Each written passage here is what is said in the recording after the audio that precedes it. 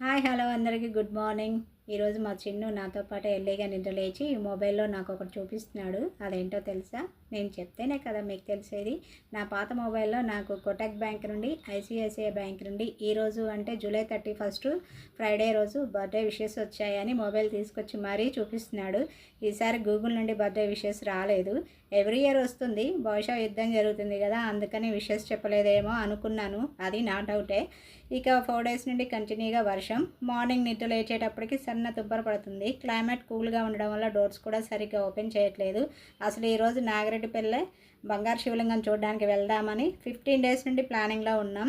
అయితే ఈరోజు క్లైమేట్ సహకరించలేదు. ఇక ఏం చేస్తాం, ఇంట్లోనే ఏమైనా వెరైటీస్ చేసుకొని ఎంజాయ్ చేద్దామని డిసైడ్ అయ్యాం. నిన్న నైటే గులాబ్ జామున్ ప్రిపేర్ చేశా. అయితే షుగర్తో కాదులేండి, ఫస్ట్ టైం బెల్లంతో గులాబ్ జామున్ చేశా. మా వారు ఇంకా నిద్ర లేవలేదు, అటు ఇటు మెసులుతున్నారు. ఇంకా తను నిద్ర లేచి స్నానం చేసి పూజ చేసిన తర్వాత దేవుని దగ్గర నైట్ నేను చేసిన గులాబ్ జామున్ని నైవేద్యంగా పెడతారు. కాబట్టి ముందుగా 2 బౌల్లో తీసి పెడుతున్నా. ఇంతవరకు గులాబ్ జామున్ టేస్ట్ చేయలేదు. ఇక ఈరోజు మార్నింగ్ టిఫిన్లోకి జొన్న ఇడ్లీ చేశాను. అది మా వారి కోసమే. ఇంకా నాకు మా చిన్నికి రాగి జావ చేశాను. అంటే ఇడ్లీ బ్యాటర్ చాలా తక్కువగా ఉంది, అందుకని మా వారి కోసం మాత్రమే ఇడ్లీ చేశా.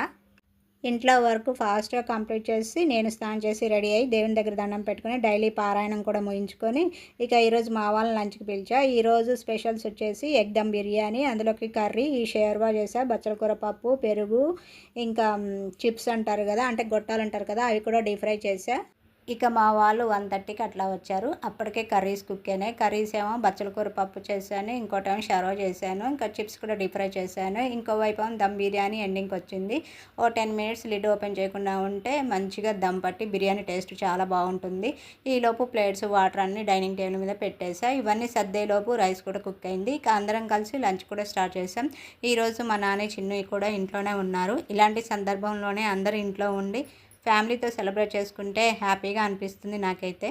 సెలబ్రేట్ చిన్నదా పెద్దదా అన్నది ముఖ్యం కాదు. ఫ్యామిలీలో ఒకరి మధ్య ఒకరికి బాండింగ్, లవ్, ఎఫెక్షన్ అనేది ముఖ్యం. అందరూ లంచ్ చేసిన తర్వాత టీవీ చూస్తూ మాట్లాడుకుంటూ ఎంజాయ్ చేసాం. నైట్ డిన్నర్ చేసి వెళ్తారనుకున్నాం, కానీ క్లైమాట్ చూస్తే తేడాగా ఉంది. ఇక వెళ్తామని 4:30కి అట్లా వెళ్ళారు.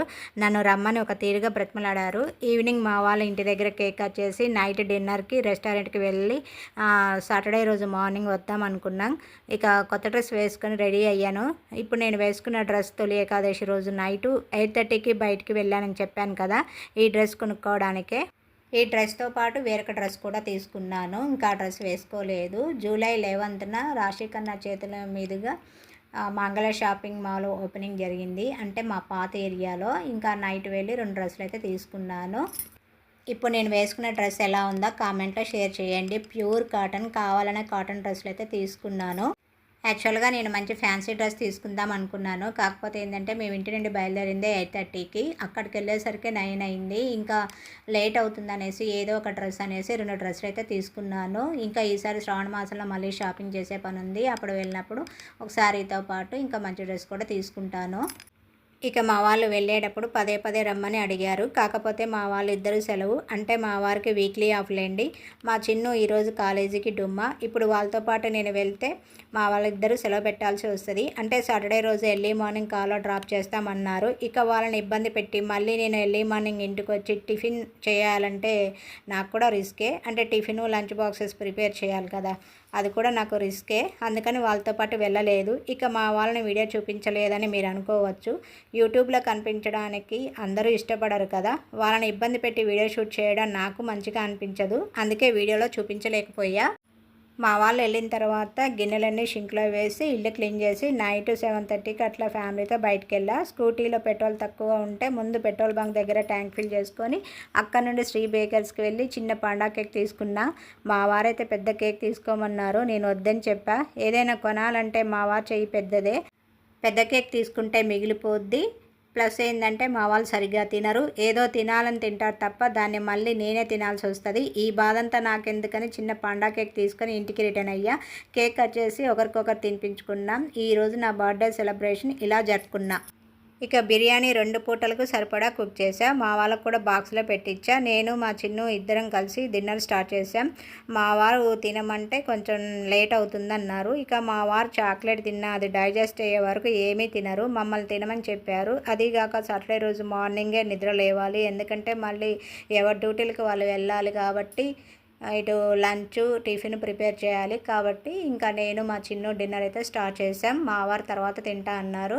ఇంకా మేము తిన్న తర్వాత మా వారు కూడా వచ్చారు, తనకు కూడా పెట్టాను. అది వీడియోలో అయితే షూట్ చేయలేదులేండి. ఇంకా తను తిన్న తర్వాత గిన్నెలన్నీ క్లీన్ చేసేసి రేపు మార్నింగ్ కుక్ చేయడానికి కావాల్సినవన్నీ సర్ది పెట్టా. ఇంతకీ వీడియో ఎలా అనిపించింది?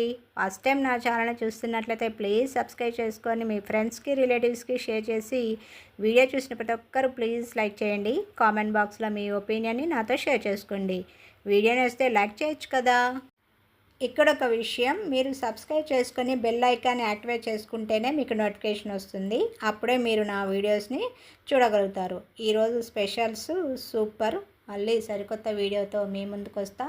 ఇంతకీ మీరు ఈరోజు ఏం స్పెషల్స్ చేశారో కామెంట్ బాక్స్లో నాతో షేర్ చేసుకోండి. అంతవరకు బాయ్.